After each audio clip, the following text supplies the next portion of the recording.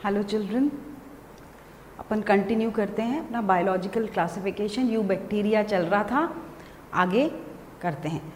You bacteria के general characters, कैसे nutrition होता है, कैसा आज हम देखेंगे रेस्पिरेशन कैसा होता है और उसमें क्या खास बात है। तो एक इम्पॉर्टेंट क्वेश्चन 11th में भी आता है, कॉम्पिटिटिव में भी आता है और इट इज़ इम्पॉर्टेंट, वो अपन वहाँ से शुरू करते हैं। और वो टर्म है प्लास्टिड। क्या टर्म है जो आज मैं कराने वाली हूँ, इस पर शॉर्ट नोट आता है, प्लास्टिड्स। ये क्या है और क्यों है बैक्टीरिया में, why we study this particular term in bacteria, remember. और ये अच्छे समझ लोगे तो 12th में जेनेटिक्स का पार्ट में इसका बहुत काम है, तो बहुत अच्छे से आपको तब समझ में आ जाएगा। ठीक है, सपोज ये एक बैक्टीरिया है और ये उसका, जैसे मैंने बताया, जीनोम मतलब उसका डीएनए, सर्कुलर डीएनए। नॉर्मली हर बैक्टीरिया में इसको क्या बोलते हैं आपको मालूम है, nucleoid.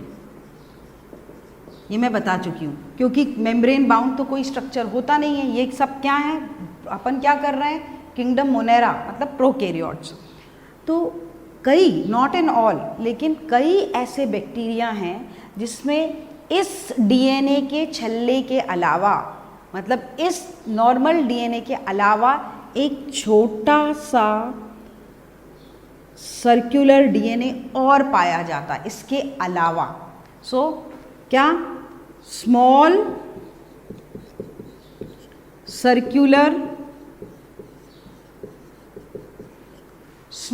Circular DNA which is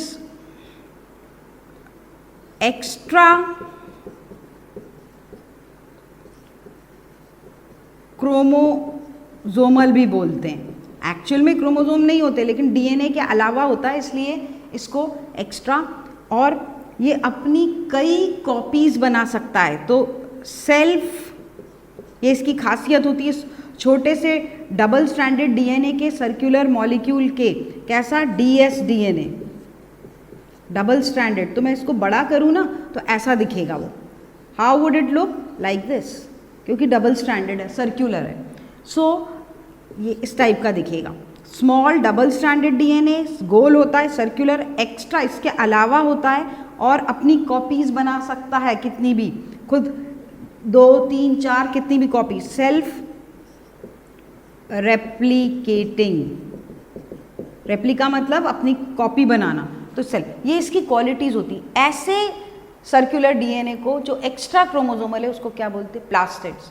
अब ये मैंने बताया कि कुछ बैक्टीरिया में होता है, नॉट इन ऑल। तो भैया क्यों है, इसका मतलब ये है कि जिस बैक्टीरिया में ये नहीं होता वो बैक्टीरिया तो जीता है अच्छे से। तो ये कोई बैक्टीरिया के सर्वाइवल के लिए इम्पॉर्टेंट नहीं है, क्योंकि जिनमें नहीं है वो भी अच्छे से सर्वाइव कर रहे हैं, और जिनमें है तो पक्का कोई खास काम के लिए मौजूद होगा ये, और ऐसा ही होता है। तो वो खास काम क्या है, मतलब कितने टाइप के प्लाज्मिड्स अगर हैं तो हो सकते हैं, वो क्या है, पहला है एफ प्लाज्मिड। पहला है, शॉर्ट नोट आता है इसलिए ध्यान देना, यही लर्न कर लेंगे, एफ प्लाज्मिड। सपोज किसी बैक्टीरिया में ये एफ प्लाज्मिड है, ठीक है, इसको also known as fertility factor, also known as fertility factor. भाई क्या, जिस भी बैक्टीरिया में ये है उस बैक्टीरिया में कौन सी प्रॉपर्टी आ जाती है, रिप्रोडक्शन, सेक्सुअल रिप्रोडक्शन की प्रॉपर्टी आती है। एक्चुअल अपन अभी पढ़ेंगे बैक्टीरिया में कोई, जैसे इवॉल्व्ड ऑर्गेन, हम लोगों में सेक्सुअल रिप्रोडक्शन होता है, उतना बेहतर सेक्सुअल रिप्रोडक्शन तो नहीं होता, गैमीट्स वगैरह कुछ नहीं बनते, मोनेरा का मेंबर है। लेकिन कुछ चीज़ एक बैक्टीरिया से दूसरे बैक्टीरिया में पास होती है, कुछ मतलब कोई डीएनए या हेरिडिटरी मटेरियल एक बैक्टीरिया से दूसरे बैक्टीरिया में ट्रांसफॉर्म होता है, दिया जाता है। इधर से उधर देना, ये शुरुआत होती है सेक्सुअल रिप्रोडक्शन की, क्योंकि 2 इंडिविजुअल्स इन्वॉल्व्ड हैं। सेक्सुअल रिप्रोडक्शन मतलब 2 ऑर्गेनिजम्स का इन्वॉल्वमेंट। तो 2 बैक्टीरिया पास आते हैं और एक बैक्टीरिया से कुछ दूसरे में दिया जाता है। इस टाइप के आदान प्रदान को, गिव एंड टेक को जो हम पढ़ेंगे कॉन्जुगेशन कहा जाता है। कौन सा टाइप का सेक्सुअल रिप्रोडक्शन कहा जाता है उसको? कॉन्जुगेशन। क्या कहा जाता है? कॉन्जुगेशन। ये हम डिटेल में पढ़ेंगे। अब ये वाला प्लाज्मिड मतलब एफ प्लाज्मिड या फर्टिलिटी फैक्टर है बैक्टीरिया, तो इसकी क्या किसके केपेबल है? ये किसी दूसरे बैक्टीरिया से कॉन्जुगेट कर सकता है, मतलब सेक्सुअल रिप्रोडक्शन की प्रॉपर्टी है।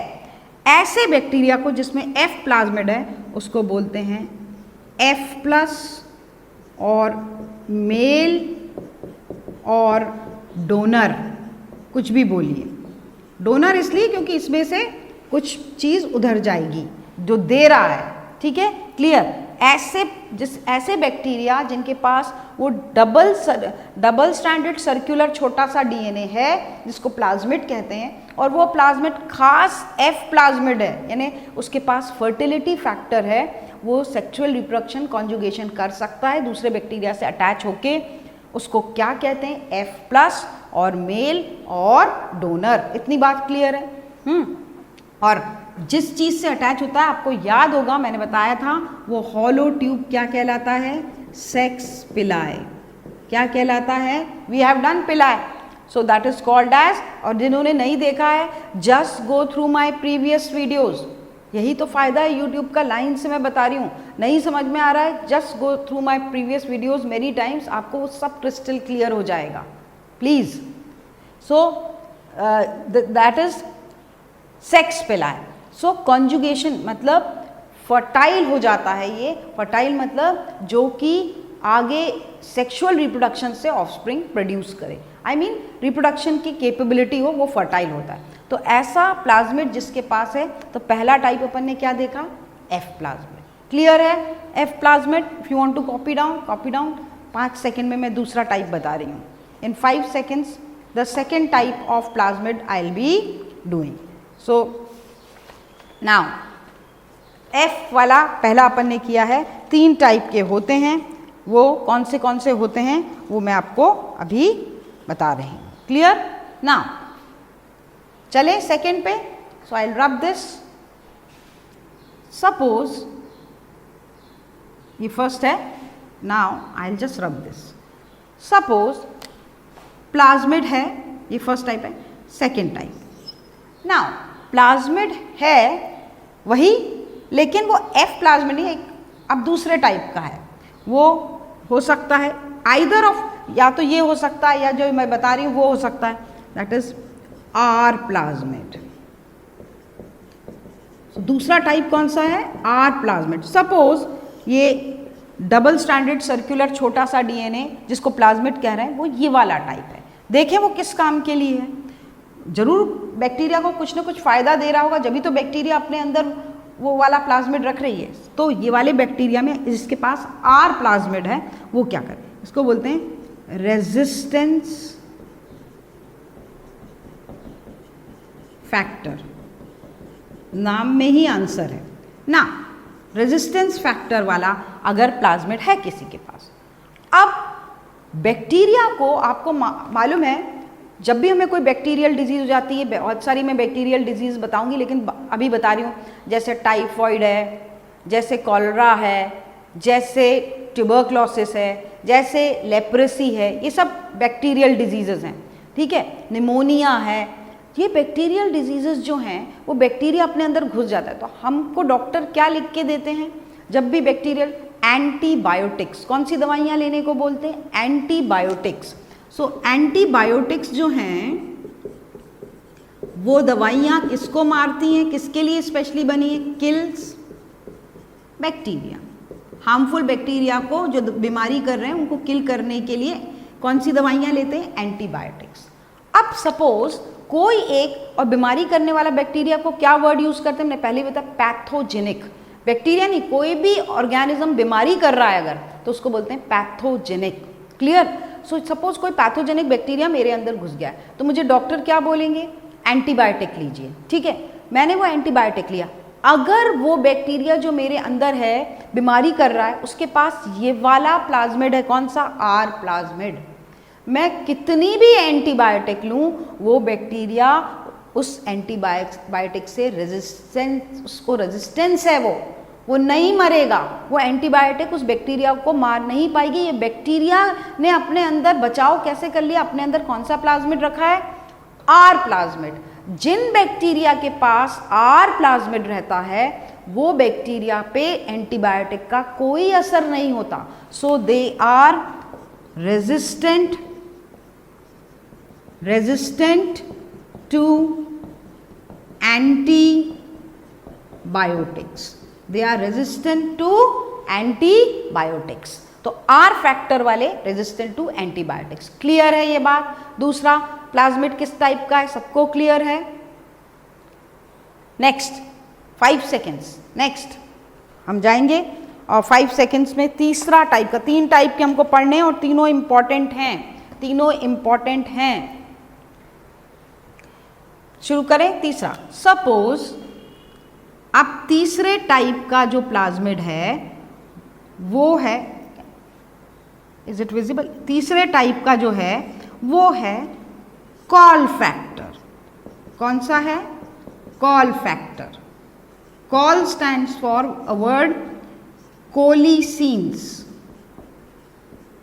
होलीसीन्स, ठीक है, या ऑल्सो कॉल्ड एज बैक्टीरियोसिन्स, ठीक है। सो अब सपोज तीसरे टाइप का किसी बैक्टीरिया के पास प्लाज्मिड है, उसको कौन सा प्लाज्मिड है उसके पास, कॉल फैक्टर है सपोज, ठीक है। Col factor, col stands for substance, और ये सब्सटेंस कैसे होते हैं, टॉक्सिक। कैसे होते हैं ये substance, they are toxic in nature, that is they are toxic, मतलब जहरीले। कैसे हैं ये, टॉक्सिक हैं, जहरीले हैं। तो ऐसा सब्सटेंस प्रोड्यूस करते हैं ये वाले बैक्टीरिया इस प्लाज्मिड की मदद से, अगर उनके पास कॉल फैक्टर है तो, दैट इज जहरीले कॉलिसीन्स, या क्या बोलो, बैक्टीरियोसिन्स। अब ये क्यों, अगर ये हैं तो कोई मतलब के लिए होंगे, बताती हूँ। सपोज ये वाला बैक्टीरिया मेरे इंटेस्टाइन में रह रहा है, मज़े से रह रहा है, मेरे इंटेस्टाइन में पैथोजेनिक है, मेरे इंटेस्टाइन से खाना भी ले रहा है और रह रहा है, बीमारी भी कर रहा है। लेकिन एक और कोई दूसरे ग्रुप ऑफ बैक्टीरिया घुस गए जो उसका हक मार रहे हैं, उसका खाना भी ले रहे हैं, रहने की जगह भी ले रहे हैं। तो उससे इस बैक्टीरिया को के फैमिली को तकलीफ हो रही है कि हम अच्छे खासे थे, अब ये दूसरा बैक्टीरिया जो अंदर रहता है वो हमको आसपास, हमारे आसपास इकट्ठा हो रहा है, हमारी आधी चीज़ें ले लेगा, तो तकलीफ होती है। तो जब इसको दूसरे बैक्टीरिया से जो अंदर रह रहे हैं उनसे तकलीफ होती है तो वो क्या प्रोड्यूस, जिसके पास ये वाला है वो क्या प्रोड्यूस करते हैं, ये जहर, कॉलिसीन्स, जिनको क्या कहा जाता है, ग्रुप ऑफ टॉक्सिन्स, कॉलिसीन्स या बैक्टीरियोसिन्स। कुछ नहीं, ये उनके जो बैक्टीरिया उनको तकलीफ दे रहे हैं दूसरे वाले, उनको मार देते, वो रिलीज करते अपनी बॉडी से, आसपास दूसरे बैक्टीरिया मर जाते हैं। क्लियर है ये बात। So they kill other enterobacteria. Entero मतलब अंदर रहने वाले, इंटेस्टाइन, बॉडी के अंदर। तो they kill other enterobacteria जो उनको ट्रबल दे रहे हैं, ठीक है, उनको ट्रबल, अपना हक नहीं, पूरा हक खुद के लिए चाहिए, तो they will kill by releasing colicins which are only having the col factor. तो ये 3 पर्पस के लिए बैक्टीरिया अपने अंदर क्या, कुछ बैक्टीरिया में क्या पाए जाते हैं, ये extra chromosomal circular self replicating DNA के सर्कुलर डीएनए जिसको बोलते हैं प्लाज्मिड्स, प्लाज्मिड्स, क्या बोलते हैं उनको, plasmids, not plastic, plasmids. Clear है। सो इस पे शॉर्ट नोट आता है, they ask even in 12th also, so this is important. मैं आगे बढ़ूं। Now the next topic is, if you want to copy down you may, ठीक है। Next topic is also important, that is that is bacterial respiration. क्या है वो? Bacterial respiration. So next topic is bacterial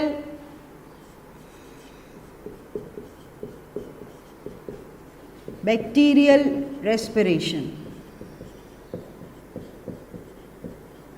ना, इसको बताने से पहले मैं दो टर्म्स बताऊंगी आपको। Obligate and the second is facultative.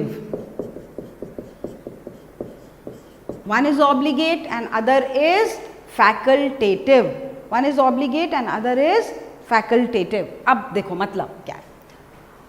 Obligate मतलब होता है जिद्दी, स्टबर्न, कुछ भी कर लो, जो जैसा है वो वैसा ही रहेगा। तो ऑब्लिगेट रेस्पिरेशन में ऑब्लिगेट के दो टाइप्स हैं, that is a obligate aerobe and second is obligate anaerobe। ठीक है, ऑब्लिगेट, एरोब एंड ऑब्लिगेट बहुत आसान है। ऑब्लिगेट मैंने क्या बताया? जिद्दी, स्टबर्न, मतलब जिद्दी कैसा है? एरोब, एरोब मतलब होता है रेस्पिरेशन के लिए क्या यूज करता है? ऑक्सीजन। इन रेस्पिरेशन हमेशा क्या होती? In presence of oxygen. ध्यान रखना, मतलब इसको अगर रेस्पायर करना है, इस ग्रुप ऑफ बैक्टीरिया को, जिसके इस ग्रुप में जो भी बैक्टीरिया है, ऑब्लिगेट, जिद्दी, मतलब रेस्पिरेशन के लिए क्या चाहिए? ऑक्सीजन चाहिए ही चाहिए। अगर ऑक्सीजन नहीं मिली तो मर जाएंगे। क्लियर है ये बात? स्टबर्न, एकदम बिना उसके नहीं मानेंगे। ऑब्लिगेट एनाएरोब अपने आप बता देंगे आप। ऑब्लिगेट जिद्दी, इन एब्सेंस ऑफ ऑक्सीजन। तो रेस्पिरेशन की बात चल रही है, respiration, presence of oxygen and respiration in absence of oxygen. Obligate है, इसको बिना ऑक्सीजन के ही ये रेस्पायर करेगा, तभी ये जिंदा रहेगा। ऑक्सीजन जरा सी भी मिल गई तो ये मर जाएंगे। ठीक है, सो ये दो ग्रुप के मैं एग्जाम्पल्स लिख देती हूँ और मैं दूसरे कलर से लिख रही हूँ। Obligate aerobes is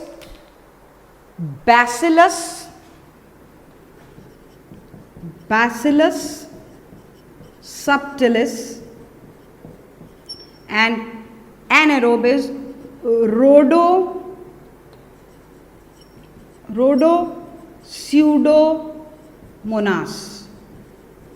Rhodopseudomonas।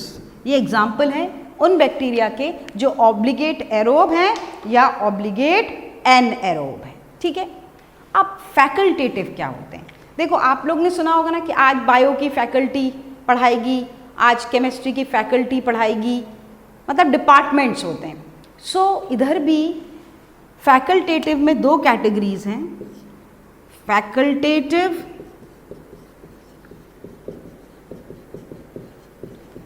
Aerobes and facultative anaerobes। ना, अब इधर थोड़ा सा ट्विस्ट है।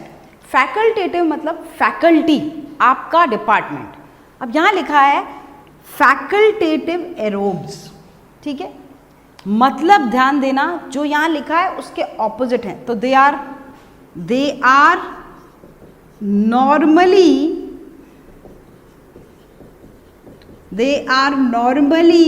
यहां क्या लिखा है? Aero, normally anaerobes. मतलब ये नॉर्मली कैसे जी रहे हैं? नॉर्मल जनरल तरीके से, विदाउट ऑक्सीजन। लेकिन अगर ऑक्सीजन कहीं मिल गई तो मरेंगे नहीं। नाम है फैकल्टेटिव, मोल्डेबल है, जिद्दी नहीं है। ठीक है, हम अपनी फैकल्टी क्या कर लेते हैं? एरोब्स। नॉर्मली ये इसके ऑपोजिट एनएरोब्स हैं, लेकिन ज़रूरत पड़ने पर अगर ऑक्सीजन उस जगह आ गई तो मरेंगे नहीं, they will change their faculty to aerobes. आ गई बात क्लियर समझ में? सो जो यहाँ लिखा है वो नॉर्मली एनाएरोब्स हैं, वो मैं यहाँ अंडरलाइन करती हूँ, लेकिन ज़रूरत पड़ने पर but they can act as anaerobes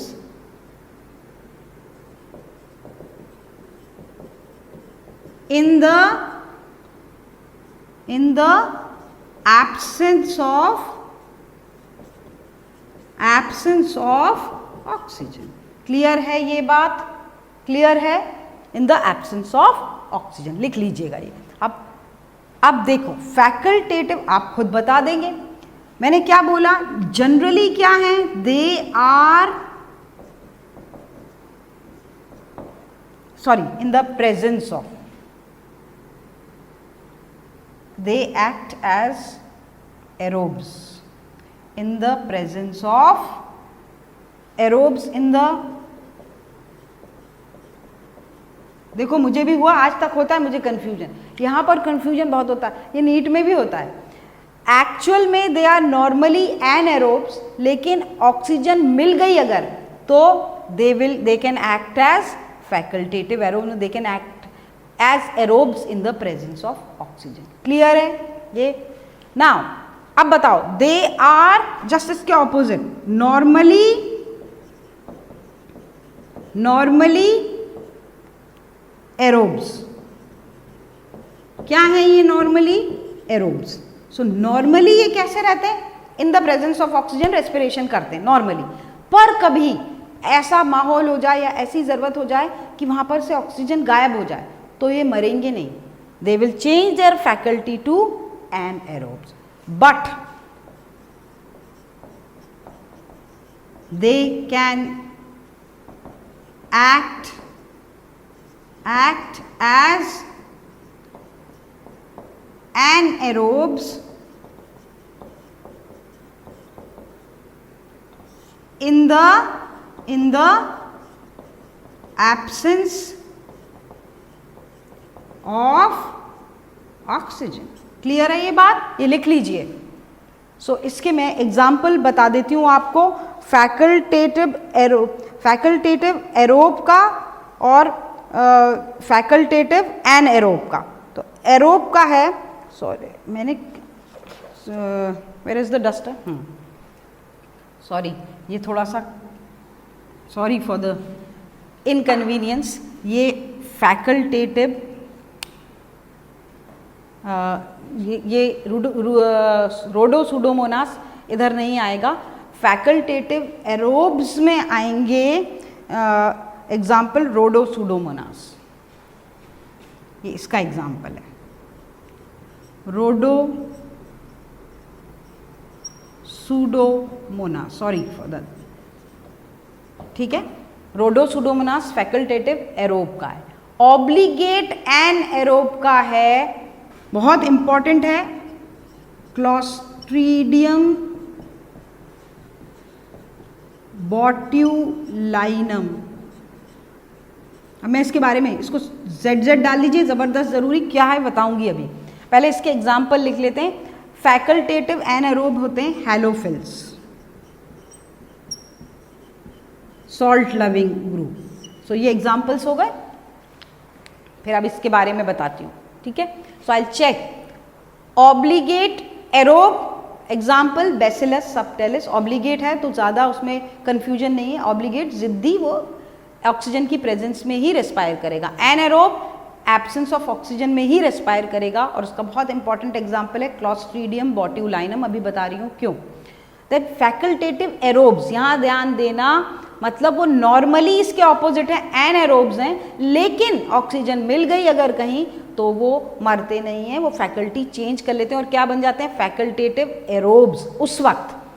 सो रोडोसुडोमोनास इसका एग्जाम्पल है। देन फैकल्टेटिव एनाएरोब्स, नॉर्मली ये एरोब्स हैं और जब ज़रूरत पड़े अगर ऑक्सीजन नहीं है तो भी वो मरेंगे नहीं, they can change their faculty to anaerobes, but they can act as anaerobes in the absence of oxygen. Example, halophils.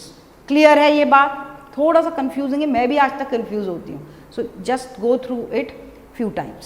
Now about the examples, Clostridium botulinum, ये खास बीमारी करता है, दैट इज फूड पॉइजन. आपने सुना होगा कि फला फला जगह शादी का खाना खा के या कहीं का खा के फूड पॉइजनिंग से इतने लोग बीमार हो गए, मर गए. तो that dangerous food poisoning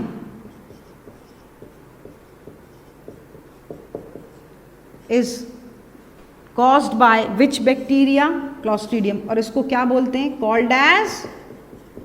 called as इस फूड पॉइजनिंग का टेक्निकल टर्म है बोट्यूलिज्म. क्या बोलते हैं उसको? बोट्यूलिज्म.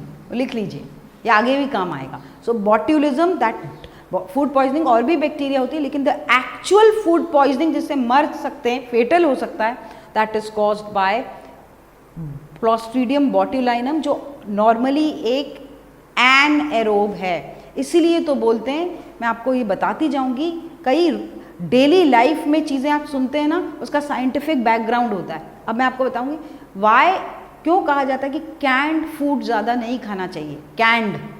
कैंड मालूम होता है क्या? डब्बा बंद. आपने देखिए कई बार रसगुल्ले डब्बा बंद में आते हैं.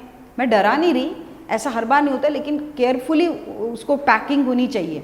सो कई बार अपने यहाँ कैंड फूड का बहुत, we eat fresh, lot of fresh food, लेकिन बाहर की कंट्रीज़ में जहाँ सब वर्किंग होते हैं तो बहुत ट्रेडिशन है वहाँ पर, they eat lot of canned food, canned fishes, non veg, canned meat, वो सब बिल्कुल सील बंद रहता है. सो सील काट के, तो वाई, कौन से हैं ये? हृदय रेस्पायर. तो ये सोच के खुश नहीं होना चाहिए कैंड है, अंदर कौन जाएगा माइक्रोब, कौन से बैक्टीरिया वहाँ जी सकते हैं? ऑब्लिगेट एनाएरोब, इनको कोई ऑक्सीजन की ज़रूरत नहीं है, तो ये वहाँ पनपते हैं, they cause what? Food poisoning. So canned food should be avoid. Thankfully India में we don't prefer canned food, and इतना कैंड फूड का चलन नहीं है. बस रसगुल्ले वगैरह रहते हैं, और वो भी अच्छे से पैक करते हैं, ऐसा नहीं है, और वो उसमें शक्कर के उसमें इसलिए डूबे रहते हैं वो, ताकि बैक्टीरिया, वैसे नहीं तो अदरवाइज शक्कर की वजह से ऑस्मोसिस होके दे आर किल्ड. ठीक है ना. बट यूजुअली कैंड फूड और शादियों आदियों का खाना बनता है जब, तब भी टेम्परेचर और वो कहीं से इन्फेक्शन लग जाए तो ये ढके हुए खाने में, बंद खाने में ऑक्सीजन की इनको ज़रूरत नहीं है, तो वो फूड पॉइजनिंग करते हैं. बात समझ में आई?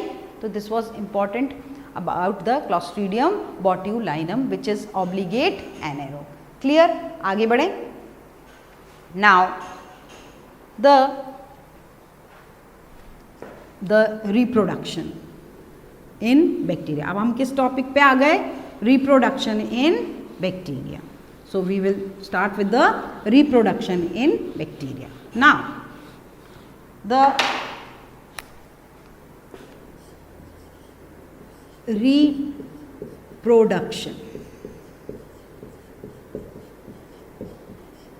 रिप्रोडक्शन में बैक्टीरिया में दोनों टाइप के रिप्रोडक्शन पाए जाते हैं, एसेक्सुअल भी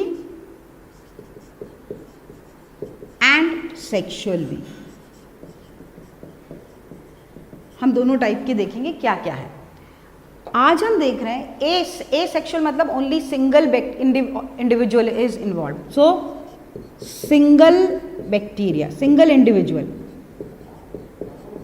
ठीक है, single individual is required for, और बहुत ज़्यादा कॉमन मेथड है. तो मोस्ट कॉमन मेथड बैक्टीरिया में क्या है ऑफ रिप्रोडक्शन? एसेक्सुअल का ही कैटेगरी है, दैट इज बाइनरी फिजन. क्या है? Binary fission. So ZZ, most common method is binary fission. Okay, bi मतलब होता है दो. तो बैक्टीरिया क्या होता है? ये बैक्टीरिया है, ये सेकेंड स्टेप में उसके सब साइटोप्लाज्म और उसका DNA, ये दो डबल होंगे, साइटोप्लाज्म डबल होगा, और बस कुछ नहीं, यहाँ से अंदर यहाँ से सेल वॉल अंदर और मेम्ब्रेन अंदर, और धीरे धीरे क्या बन जाएंगे, 2 daughter bacteria. So this method, simple division of the internal internal DNA and cytoplasm, simple division into 2 equal halves, उसको बोलते हैं, that method is binary fission. Bi मतलब 2, fission मतलब अलग हो जाना. So what सिंगल बैक्टीरिया है उसका सब जितना भी अंदर का माल है वो इक्वली 2 में डिवाइड होता है और बीच से सेल वॉल इन्वेजिनेट करके 2 टुकड़े हो जाते हैं, and those two form the new daughter bacteria, new daughter cells. क्या बना देते हैं वो, new daughter cells. This is the most common method in bacteria, और इसको करने में अप्रॉक्सीमेट लगभग बैक्टीरिया को कितने मिनट लगते हैं, 20 मिनट्स. कितने मिनट लगते हैं, तो बैक्टीरिया हर 20 मिनट्स में, बस कंडीशन क्या है, कंडीशंस होनी चाहिए फेवरेबल, टेम्परेचर फेवरेबल, सब कुछ, मॉइस्चर फेवरेबल, मतलब in favourable conditions the most common method is binary fission, which where everything of the bacteria divides into 2 equal daughter cells and it occurs in approximate 20 to 30 minutes में हो जाता है. इतनी जल्दी bacteria, अगर खाना available हो एम्पल अमाउंट में, टेम्परेचर प्रॉपर हो, मॉइस्चर प्रॉपर हो, सब कंडीशंस फेवरेबल हो, तो बैक्टीरिया 20 मिनट्स में जस्ट अपने आप को डिवाइड करके बहुत जल्दी ग्रो करते हैं. ठीक है, ये बात कही. तो that is a type of asexual. Asexual मतलब only single bacteria is dividing into 2 daughter cells. तो मेथड इज ए, मतलब नहीं, 2 सेक्सेस इन्वॉल्व नहीं होते. क्लियर. अब आपने सुना है जब एक सेल 2 में डिवाइड होती है तो वो डिवीजन क्या कहलाता है, आपको पता है ना. एक सेल जब 2 में डिवाइड होती है, 2 पूरा, इसको बोलते हैं माइटोसिस. क्या बोलते हैं इसको, माइटोसिस. क्या बोलते हैं, माइटोसिस. जब माइटोसिस होता है तो उसमें एक चीज़ होती है, पूरा स्टेप्स होते हैं माइटोसिस में, आपको याद होगा, प्रोफेज, मेटाफेज, याद आया, पूरे इन स्टेप्स में एनाफेज एंड टीलोफेज, ये हम बाद में करेंगे भी डिटेल में.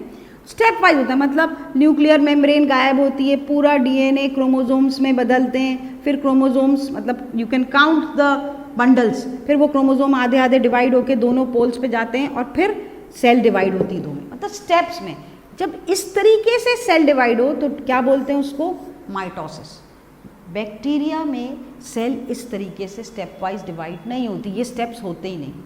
जब माइटोसिस के स्टेप नहीं हो, पूरा मटेरियल बस 2 इक्वल हाफ में डिवाइड हो जाए, तो ऐसे टाइप के सेल डिवीजन को बोलते हैं,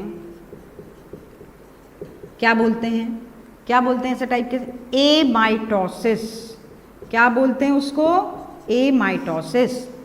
ठीक है. तो बैक्टीरिया में एसेक्सुअल रिप्रोडक्शन किससे हो रहा है, बाइनरी फिजन से, और वो भी बिना सेल का डिवीजन 2 में डॉटर सेल्स में, विदाउट दीज स्टेप्स. जब ये स्टेप होंगे तो डिवीजन क्या कहलाएगा, सेल का डिवीजन का टाइप, वो माइटोसिस. लेकिन ऐसा नहीं हो रहा है तो इट इज एमाइटोसिस क्वेश्चन आ सकता है. क्लियर है ये बात, क्लियर है ये बात कि किस टाइप का सेल डिवीजन होता है. Clear. So we will stop here and we will continue with the sexual in next class. मैं स्लो जाऊंगी, एक एक चीज़ को समझते हुए जाएंगे. तो this is very important chapter, not only for 11th. It's a big chapter. 3 kingdoms उसमें एक्सप्लेन किए गए हैं. ठीक है. सो 3 किंगडम्स मतलब बहुत सारा, 3-5 में से वीटेकर की 5 किंगडम में से 3 किंगडम तो इसमें ही एक्सप्लेन किए, मतलब कितना सारा पढ़ना है. वो दिखता छोटा है एनसीईआरटी में, लेकिन बिटवीन द लाइंस बहुत सारी चीज़ें हैं. वहाँ एक वर्ड दिया है, अपने को सब एक्सप्लेन, ये नीट में बहुत काम आता है. सो यू विल, जब ये कर लोगे तो you will thank in 12th जब वो नीट दे रहे होगे आप. और अदरवाइज भी जनरल इन्फॉर्मेशन बैक्टीरिया माइक्रोब्स की होनी ही चाहिए. ठीक है. So we will continue this in our next class. Everything bio itself interesting and this is very interesting, so we'll continue. Okay, thank you.